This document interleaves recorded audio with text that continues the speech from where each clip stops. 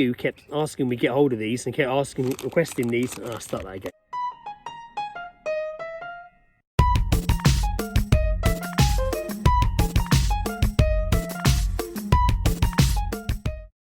Hello, we're sat in a park on a bench. Yeah, we got some new crisps lined up.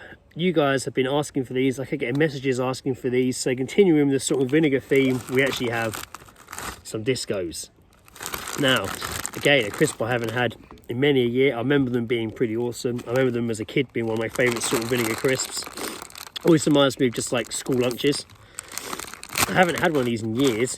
So let's, first of all, that's a small bag, 39p. Let's have a look inside. It looks a lot less than there is, but actually, 39p, that's not too bad. Now, I like the squares. A good thickness to these, but they're round, not basically squares. I'm gonna do the lick test again because the squares killed it on the lick test. Yeah,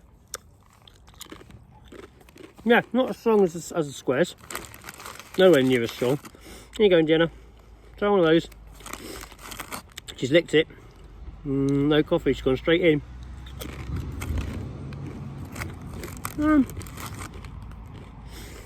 These don't taste anywhere near as strong as I remember. I think I better check it before date now in that shop. Yeah, a couple more months. Oh, excuse me. Go on then. Take a bite. They're nice though. They're not nice. I still like the crunch. I do like the circle of them. I like the thickness.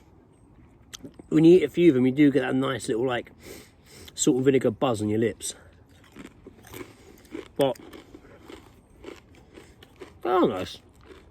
You've got to eat 2 or 3 at once though to get anywhere near the flavour the salt and vinegar the squares had.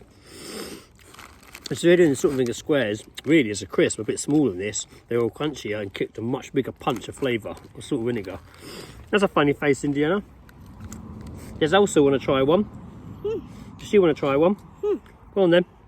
Give her one. You want to give Elsa to try one? Does she like it? Does Elsa like it? Yeah? Does she like it? Apparently so. She's gone back for more. So Elsa likes it. Yeah, they're yummy. They're yummy. They're not mind-blowing. They're not as I remember them being. But definitely yummy. I wonder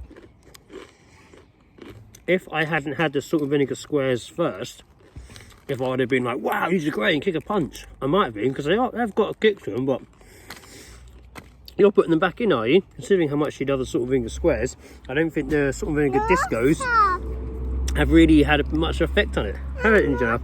I get you your water. Were they nice? Did you like those? Yeah, are they yummy?